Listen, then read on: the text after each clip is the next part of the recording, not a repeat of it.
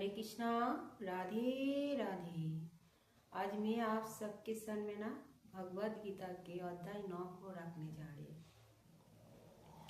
अध्याय 9 में हम देखते हैं भगवान श्री कृष्ण अर्जुन को राजविद्या राजगुरु योग के बारे में बताते हैं। तो भगवान श्री कृष्ण अर्जुन को कहते हैं, अर्जुन अब मैं तुम्हें राजविद्या राजगुरु योग के बारे में बताएंगे, तुम प्रेम से सुनना, ठीक है।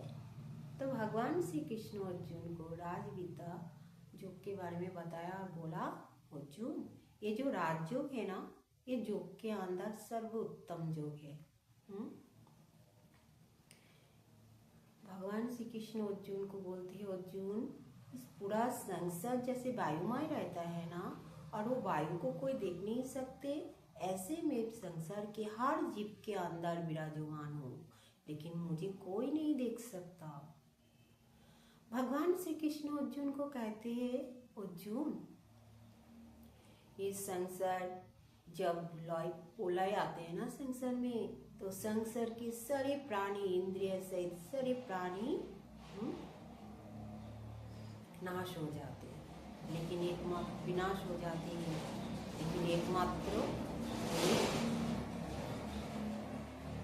रहता हूँ, क्योंकि मेरे को कभी भी बोला स्पर्श नहीं कर सकते। मैं भगवान हूँ, परमेश्वर हूँ। मेरे से फिर से जब सीजन होने का टाइम आता है तब मेरे से ही सब सृष्टि होता है, सब प्राणी का सृष्टि होता है।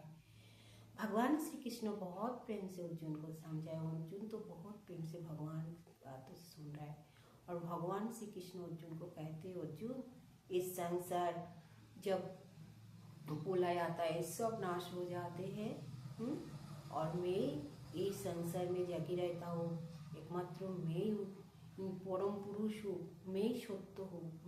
मुझे कुछ पीड़ा मुझे आकृष्ट नहीं कर सकता, कुछ भी मुझे स्पर्श नहीं कर सकते। ये संसार के हर एक मानव थोड़ा सा भी दुख आता है ना तो बहुत दुखी हो जाता है। दुख पीड़ा मुझे स्पर्श नहीं कर सकते। अर्जुन कोई मानव मुझे प्रेम करके ना तपस्या भी करते हैं मुझे पाने के लिए। कोई मानव तो मुझे भक्ति करते, भक्ति करके मुझे तन मन धन सर्वस्व दान कर देते, और मैं उस मानव को वो सर्वस्व आदर पूर्वक ग्रहण करता हूँ, और वो मानव मुझे बहुत प्रिय होता है। भगवान श्री कृष्ण अर्जुन को कहते हैं, अर्जुन कोई व्यक्ति अगर प्रेम से हमें तुलसी पत्र जल पुष्प अर्पण करते हैं ना, तो मैं उसे प्रेम से स्वीकार करता हूँ अर्जुन। हाँ, अगर कोई व्यक्ति के पास ये सब कुछ नहीं रहता, वो अगर मेरे सामने आकर खड़ी होकर बोलेगा, प्रभु मेरे पास कुछ नहीं है, सिर्फ मैं ही हूँ, मैं तुम्हें समर्पण करता हूँ, मैं खुद को आपके श्री चरण में अर्पण करता हूँ, तो प्रभु बहुत खुश हो जाता है। अर्जुन तुम ना अब युद्ध भूमि में हो, तो तुम मन के अंदर जितने भी द्विधा है सब त्याग दो, तुम्हारे तन मन धन सब कुछ मुझे ही अर्पण करो, और मैं तुम्हें ना सारे दुख से मैं तुम्हें रक्षा करूंगी, सारी पीड़ा व्याधि से तुम्हें रक्षा करूंगी, मैं तुम्हारे पास हूँ, तुम निर्भय होकर युद्ध करो अर्जुन। हाँ, जो मनुष्य अपना सर्वस्व मुझे उजाड़ करके मुझे मेरे शरण में आते हैं, मैं वो भक्त को बहुत प्रेम करता हूँ अर्जुन। तो प्रभु ने बहुत प्रेम से अर्जुन को समझाया राजयोग के बारे में। राजयोग तो ऐसे बहुत बड़ा योग होता है, लेकिन मैं छोटा करके आप सबके सामने रखने का कोशिश किया। प्रभु ने एक बात और भी बोला, जो मानव के पास अगर कुछ नहीं होता है ना मुझे देने के लिए, अगर वो मानव अपने मन रूपी पुष्प मुझे अर्पण करते ना, तो मैं बहुत ज़्यादा खुश हो जाता हूँ। और प्रभु ने ये भी बोला, किसी के पास अगर पानी भी नहीं होगा ना, जल नहीं होगा मुझे देने के लिए, तो अपना आँखों का पानी अगर मुझे अर्पण करते ना, तो मैं बहुत खुश हो जाता हूँ, बहुत खुश हो जाता हूँ।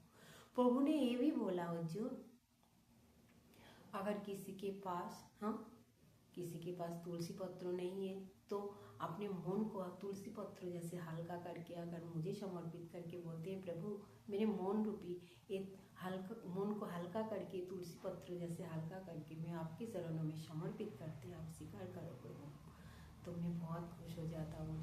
मैं बहुत खुश हूँ। तो आप वो अपने मन के अंदर जितने भी डर है सब निकाल दो, त्याग दो। तुम्हारे पास मैं हूँ, तुम मेरे को अपना जोन समझ के, निज जोन समझ के मुझे प्रेम करो और अपना सर्वस्व दान करो।